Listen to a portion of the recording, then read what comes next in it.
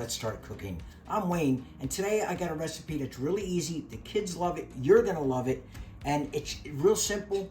It's deep fried apple rings. I mean, we've all heard of onion rings, but we're gonna do it with apple rings. And before we start, I'd like to ask that you like and subscribe to the channel, leave us a comment, let us know how we're doing, and all the ingredients are gonna be in the description as usual, so let's get started.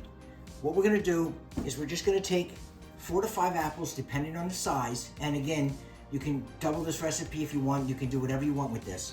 We're not gonna peel these, we're just gonna make sure that we washed them, and all we wanna do is we're gonna cut them in half, only because we want nice sized rings, so we don't wanna start at the end. We're just gonna cut these right in half, and just be careful, and again, they don't have to be perfect, and that's all we're gonna do. And then when we cut these, we're gonna want them about, I'd say about a 1/4 inch thick. And like, again, they don't have to be perfect. If they come out a little thin or a little big, you just don't want oversized. And that's what we're gonna look for. We're gonna leave the skins on, and that's all we're gonna do. And once we get all these cut like this, we're just gonna take our paring knife, and we're just gonna go right around the outside, and we're just gonna make rings out of them. And you can save, you can eat the inside of the apple if you want, you don't have to throw it away. And we're just gonna go around, we're just gonna pop that out, and that's all we wanna do. We just wanna make a ring. So we're gonna get all these done, we're gonna get these, and we're gonna leave the skin on them because we don't wanna take this off. That's what's gonna hold this together. So we'll get all these apples cut up, and again, I'm using Gala apples. You can use almost any apple. I wouldn't suggest using Granny Smith because they are a little tart, and I wouldn't suggest using McIntosh because they're really soft apples, and we don't want them to fall apart. So we'll get all these cut up, and we'll get all these ringed out. Once we have all our apples sliced up, and we just made rings out of them, you can also now, if depending on the size of the apples that you get, you can also take a cup and put it right down over, almost like a cookie cutter, and cut your rings out. Or if you don't like using a knife to slice the apples because you want them nice uniform, you can also use a mandolin if you have one. But once we get these all sliced up, we're just gonna set these to the side. And we're gonna take a bowl that we're gonna be able to put our batter in. But we're gonna start with our dry ingredients first. And we're using 2 cups of flour. And again, I'll have all this listed. We're gonna take our sugar, our salt, our baking powder, and make sure that we use that, and our cinnamon. And we're just gonna quick mix this up just a little bit.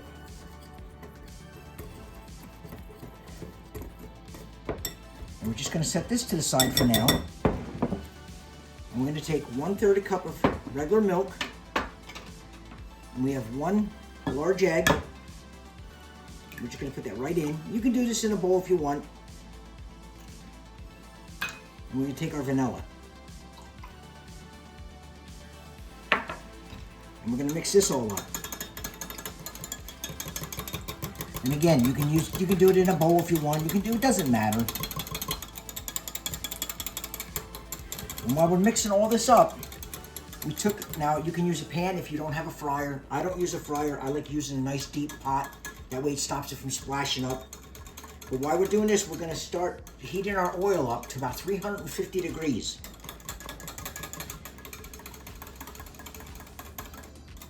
So now all we're gonna do is we're gonna take this now, we're gonna mix it with our dry ingredients, and we're actually gonna make a batter out of this.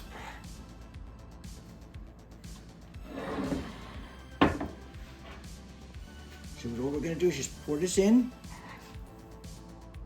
And we're just gonna mix this up slow so we don't make a mess out of ourselves. And get all this incorporated to it's a nice smooth batter so there's no lumps and we don't have any dry flour hanging on the side so it kicks up like I just did. We just wanna make sure that this gets nice and smooth. Consistency of a pancake batter. That's all. We'll get this nice and smooth. We'll get our oil heated up. Our oils come up to temperature. Now when you're anytime that you're cooking with oil, especially when you're gonna fry, you wanna raise the temperature slowly. Don't just crank your stove up or your fryer or whatever you're doing, and because what's gonna happen is, if you want 350 and you let this too high of a temperature, it's gonna shoot right by that and your oil is gonna start smoking.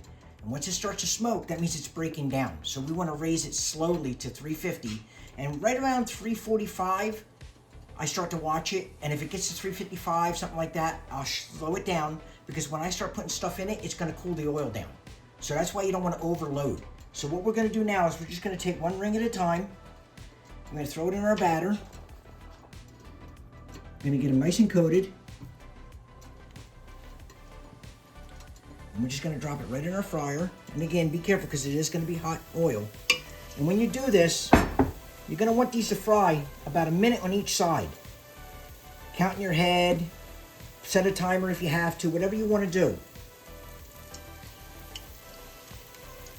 But we're only gonna put enough in because we don't want these to touch.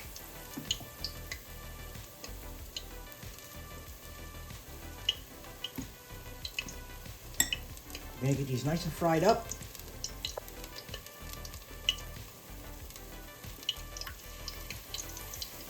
And you don't want to put too many in because, like I said, you don't want to cool down your oil too far, and you don't want them to touch and stick together. So we're only going to put about that many in.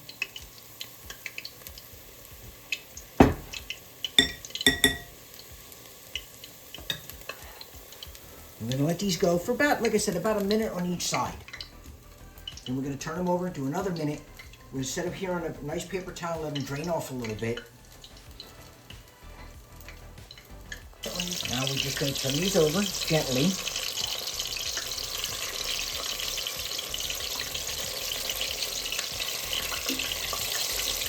Now when you're frying, don't go so far that you're going to flip these over and they're going to be really, really dark brown, because they're going to continue to cook even though you flip these over. They're still going to get a little bit more brown than what they are right now, so you don't want to cook them too far. So we're going to let these go. We've had them in for about a minute on each side, and all we're going to do is we're just going to take them out, and we're just going to set them right on the paper towel and let some of the excess oil get off of them. Because what we want to do is, while they're warm, not like red hot, but while they're still warm, we're going to take some cinnamon and sugar, and we're going to coat these in cinnamon and sugar.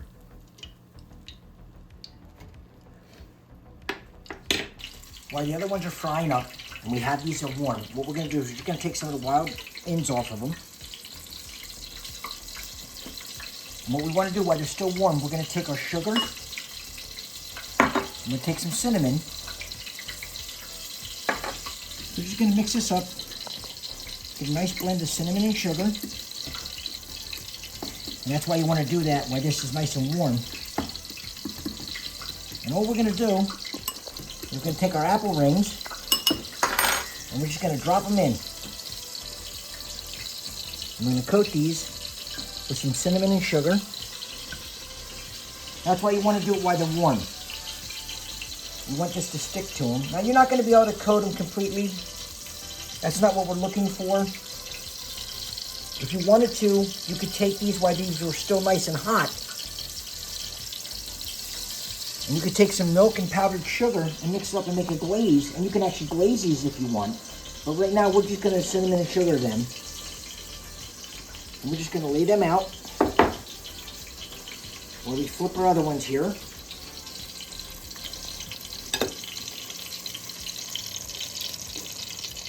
And this is all we're going to do until we get all these done. We're just going to flip these over. And these can be served warm. You can serve these hot. You can serve these cold. I'll tell you what, you want to serve these and really have people be happy, you serve them with ice cream, because they go great with vanilla ice cream. So we'll get the rest of these fried up, and we'll get them coated. Okay, we have them all fried up. We coat them in cinnamon and sugar, and we let them cool just a little bit because I know they're going to be hot inside. But all you have to do now, like I said, you can serve these with ice cream or just eat them the way they are. I know that the kids are going to love them. You're going to eat them up. It probably takes longer to make these than it does actually eat them. But all we're going to do, as you can see, they're still nice and soft, and they're still nice and moist inside. The apples don't dry out. And because the skins are still on them, you still get that little bit of crunch from the skin. But to be honest, I don't want to age myself, but if I have to tell you what these taste like, it's a mixture between Cinnamon Toast Crunch and Apple Jack cereal. You have that slight taste of apple, you have the real sweet cinnamon and sugar, and you still have that crunch. So I hope you enjoyed this video. I hope you like and share and subscribe to our channel, and leave us a comment and let us know. And until next week, I hope you have a great day.